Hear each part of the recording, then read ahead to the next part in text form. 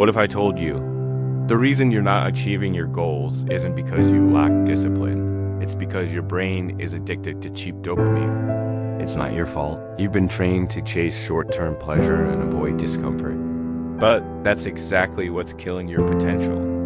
Dopamine is a chemical messenger in your brain, the feel-good hormone. But here's the twist. It's not just about pleasure. It's about anticipation, the thrill of what's next. And in today's world, it's everywhere. Social media, fast food, notifications, even mindless YouTube shorts. Your brain is wired for survival, not success. It craves comfort, not challenge. That's why it loves easy hits of dopamine, those quick bursts of pleasure you get from things like scrolling social media, binge watching videos, snacking on junk food, or jumping from one distraction to the next. These are low effort, high reward activities. They light up your brain's reward center instantly. No patience required. No struggle involved. Now compare that to the hard stuff like studying, exercising, building habits, or working on a long-term goal. These activities don't give you instant gratification. Their rewards are delayed. You don't feel amazing right away. Sometimes you feel nothing at all in the moment. Just discomfort, boredom, or even frustration. Your brain doesn't like that, so what does it do? It resists. It pulls you back toward what's easy, toward what gives you that quick hit of satisfaction. Again and again, this is how we get stuck. You're not lazy. Your brain is simply choosing the path that feels safer and more immediately rewarding. But that path, it creates a cycle of distraction, procrastination, and emotional dependence on stimulation. Over time, you lose the ability to sit still, to be bored, to be uncomfortable. And that's dangerous because real growth lives in discomfort. Progress only happens when you're willing to delay gratification, to stay focused when it's not exciting, to keep going when it's not fun. If you want to take control of your life, you have to retrain your brain. Teach it to stop chasing the shortcut. Teach it to value long-term wins over quick fixes. That's the real battle. Not against the world, but against your own impulses. And it starts by becoming aware of the game your brain is playing and choosing differently. The first step is awareness. Before anything changes, you have to understand what's really going on. Your brain isn't broken. You're not lazy, weak, or incapable. You're simply operating on a system that's been wired for survival, not long-term growth. Your brain was designed to seek pleasure, avoid pain, and conserve energy. In ancient times, this helped humans stay alive.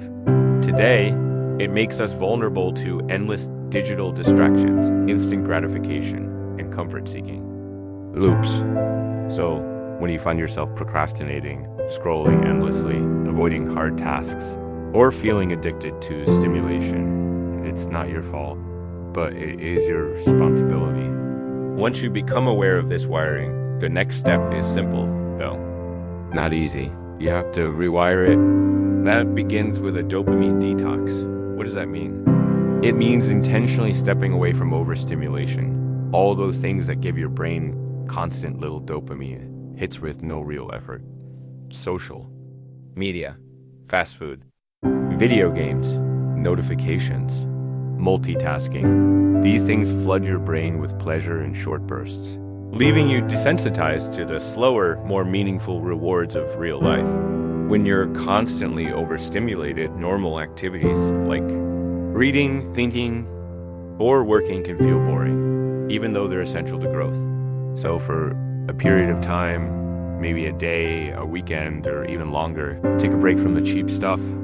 Give your mind space to reset. Let it breathe. It'll feel uncomfortable at first, even boring. That's the withdrawal. It's normal. Then begin replacing those quick fixes with deeper rewards. Go for a tough workout that pushes you physically. Sit down for 1 solid hour of deep work without distraction. Read a book that makes you think. Journal your thoughts. Learn a new skill. These things don't give you instant pleasure, but they give you something better. Progress, clarity, confidence, and peace.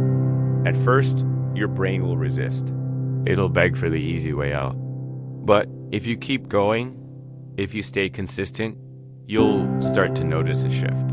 You'll start to enjoy the process, the discipline, the calm. You'll train your brain to find satisfaction in the things that actually move your life forward. That's how transformation begins, not with force, but with awareness, intention, and small daily choices to feed your mind with what it truly needs. ChatGPT said, "Still feeling overwhelmed? That's okay.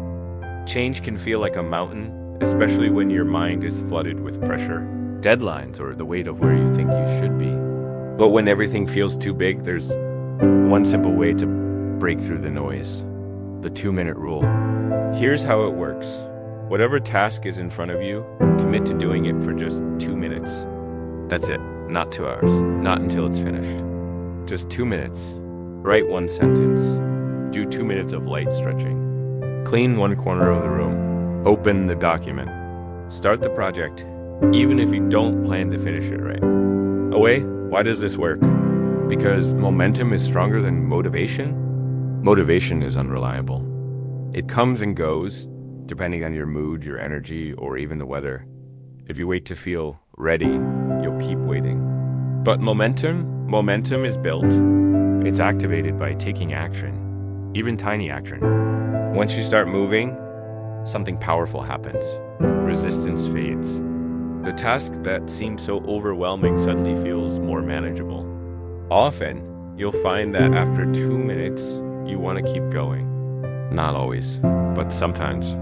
And that sometimes is what builds the habit of showing up. You don't need to conquer your whole to-do list in one sitting. You just need to start, and the 2-minute rule gives you a low barrier entry point, a mental trick to bypass perfectionism, procrastination, and fear of failure. It says, I don't have to do everything right now. I just have to begin. And even if you only do 2 minutes, that still counts. You followed through. You made a choice to act. You proved to yourself that you can create motion, even in the middle of chaos. Over time, that's what rewires your brain, not the big wins, but the small, consistent moments of courage. So if you're overwhelmed, start small. Start now. Just 2 minutes. That's all it takes to shift your energy, your mindset, and your momentum. From there, everything else becomes possible. You're not behind. You're not broken. And you're definitely not a failure. You're just human, living in a world designed to distract you, overstimulate you, and make you feel like you're never doing enough. But the truth is, you don't need to catch up.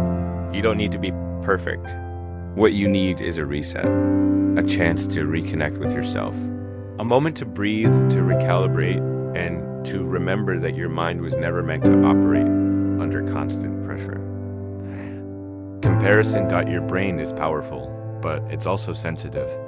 It's been bombarded with noise, likes, messages, expectations, and endless input from every direction. No wonder it's hard to focus.